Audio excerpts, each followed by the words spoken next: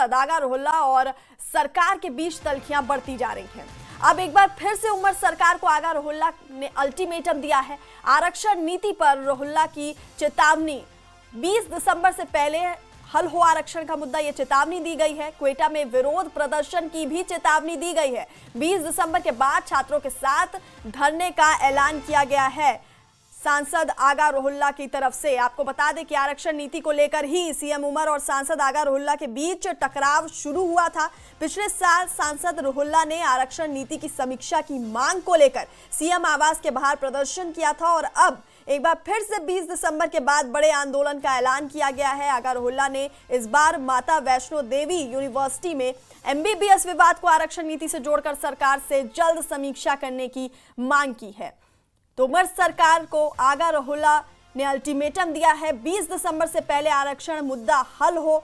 20 दिसंबर के बाद छात्रों के साथ धरने का ऐलान किया गया है। क्वेटा में विरोध प्रदर्शन की भी चेतावनी दी गई है। और इसी खबर पर हमारे सहयोगी समीर भट्ट हमारे साथ फोन लाइन पर हैं। समीर, तो उमर सरकार को आगा रोहिल्ला का ये अल्टीमेटम दिया गया है आगा रोहिल्ला की तरफ से, 20 दिसंबर से पहले आरक्षण मुद्दा हल करने की को कहा है, नहीं तो धरना प्रदर्शन करने की चेतावनी दी है। बिल्कुल आपने सही कहा। देखिए, आगा रोहिल्ला जो है लगातार रिजर्वेशन के इशू पे सरकार को घेर रहे हैं। हालांकि वो नेशनल कॉन्फ्रेंस के बड़े नेता हैं, एमपी हैं, लेकिन अगर आप देखें तो पिछले 1 साल से लगातार वो रिजर्वेशन के इशू पे खासकर उसको एक बड़ा मुद्दा उन्होंने बनाया है। और आपको याद ही होगा कुछ महीने पहले जब पीडीपी का जब स्टूडेंट्स का एक प्रोटेस्ट हुआ था और फिर सीएम की रेजिडेंस के बाहर भी वो प्रोटेस्ट किया गया था गुपकार रोड पे श्रीनगर में स्टूडेंट्स की तरफ से, तो उसमें आगा रोहिल्ला भी शामिल हुए थे और पीडीपी के भी नेता कई शामिल हुए थे, जिसमें इल्तिजा मुफ्ती, वहीदुर रहमान पर्रा आदि शामिल हुए थे। तो उसके बाद लगातार नेशनल कॉन्फ्रेंस के साथ आगा रोहिल्ला की जो रिलेशन है वो खराब हो गई, क्योंकि एनसी के कई नेता इस चीज पे नाराज हो गए कि उमर अब्दुल्ला की सरकार, मतलब उमर अब्दुल्ला जो चीफ मिनिस्टर हैं उनके घर के सामने उन्होंने ऐसा प्रोटेस्ट किया। तो उसके बाद हालात में थोड़ा और ज्यादा जो है दूरियां पैदा हुई। और आगा रोहिल्ला आपको यार पता ही है कि उन्होंने बड़गाम में भी फिर वो कैंपेन का हिस्सा नहीं बने और वहां से पार्टी हार गई। लेकिन अब आगा रोहिल्ला फिर एक बार जो है आक्रामक तेवर अपनाए हुए उन्होंने, और जिस तरह से अब उन्होंने कहा कि 20 दिसंबर से पहले जब अगर रिजर्वेशन के इशू को हल नहीं किया गया और वो उसका जो रिपोर्ट है उसको सार्वजनिक नहीं किया गया तो वो एक बड़ा प्रोटेस्ट कर सकते हैं। और ये प्रोटेस्ट सिर्फ 1-2 दिन का नहीं होगा, बल्कि ये लंबा प्रोटेस्ट होगा। कल मैंने इस पर बात की थी, मैंने उमर अब्दुल्ला से इस पर पूछने की कोशिश की। उमर अब्दुल्ला ने साफ इनकार कर दिया। उन्होंने कहा मैं इस पर कुछ भी नहीं बोलूंगा और वो चले गए। उससे पहले मैंने सकीना इतू जो कि एजुकेशन मिनिस्टर है उनसे भी मैंने पूछा, और क्योंकि सकीना इतू चेयरपर्सन भी है इस रिजर्वेशन जो बनी है कमेटी, सब कमेटी बनी है कैबिनेट की सब कमेटी, उसकी चेयरपर्सन है। तो मैंने उनसे भी पूछा तो उन्होंने कहा कि डायरेक्टली उन्होंने आगा रोहिल्ला का नाम तो नहीं लिया, लेकिन ये कहा कि जो लोग उनको भड़का रहे हैं युवाओं को वो अच्छी बात नहीं है। युवा जो है, यूथ जो है, उनको सरकार पर भरोसा होना चाहिए और हम बहुत जल्द रिजर्वेशन का जो सब कमेटी का रिपोर्ट है उसको पब्लिक डोमेन में लाएंगे।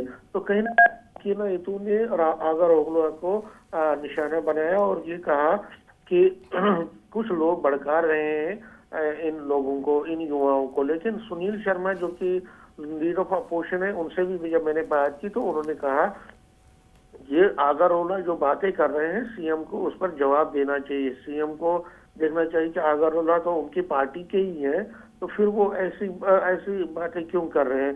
तो कहीं ना कहीं इस पर राजनीति बहुत हो रही है। और जिस तरह से रोहिल्ला ने जो सख्त तेवर अपनाए हुए हैं वैष्णवी, वो नेशनल कॉन्फ्रेंस के नेताओं को बहुत चुभ रहा है। क्योंकि अगर ये तेवर अपोजिशन पार्टीज का कोई नेता उठाता या कोई ऐसा अपनाता तो कोई बात नहीं थी, लेकिन आगा रोहिल्ला पार्टी के बड़े नेता हैं, एमपी हैं और बड़े सीनियर नेता रहे, फॉर्मर मिनिस्टर रहे हैं उमर लेड गवर्नमेंट में 2009 से 14 तक। तो उनकी तरफ से ये कहा जाता है कि हम रिजर्वेशन पे प्रोटेस्ट कर सकते हैं, मैं उसका हिस्सा बनूंगा, तो कहीं ना कहीं ये उमर अब्दुल्ला सरकार को और उमर अब्दुल्ला के लिए बहुत ही एक तरह से मुसीबत का कारण बन रहा है। और अगर कल वो प्रोटेस्ट पे हिस्सा लेंगे तो कहीं ना कहीं नेशनल कॉन्फ्रेंस की फजीयत होगी, नेशनल कॉन्फ्रेंस को उसका नुकसान उठाना पड़ सकता है। इसलिए उमर अब्दुल्ला से मैंने कोशिश की कल बात करने की, इस पर अगर का सवाल पूछा था, लेकिन वो वहां से निकल गए। उन्होंने कहा कि मैं इस पर कोई भी बात नहीं करूंगा।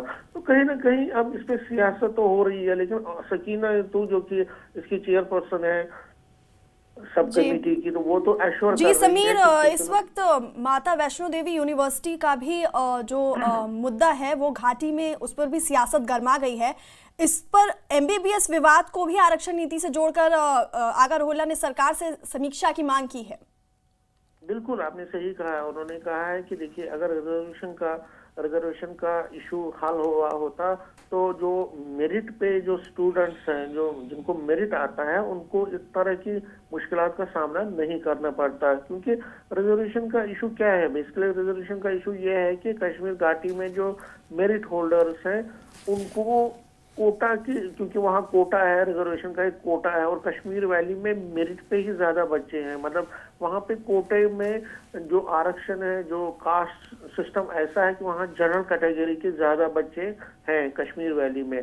तो उनको जब कोटे से गुजरना पड़ता है तो उनकी मेरिट को प्रॉब्लम होती है। तो उसी को उन्होंने जोड़ा है इस एमबीबीएस के, क्योंकि वहाँ पे भी जो मेरिट में बच्चे आए हैं उनको भी अभी कहा जाता है कि कई पार्टियों की तरफ से, खासकर जम्मू में जो पार्टीज हैं, कि वो वहाँ पे एक रिलीजन। जी समीर बहुत बहुत शुक्रिया ये तमाम अपडेट्स हम तक पहुँचाने के लिए।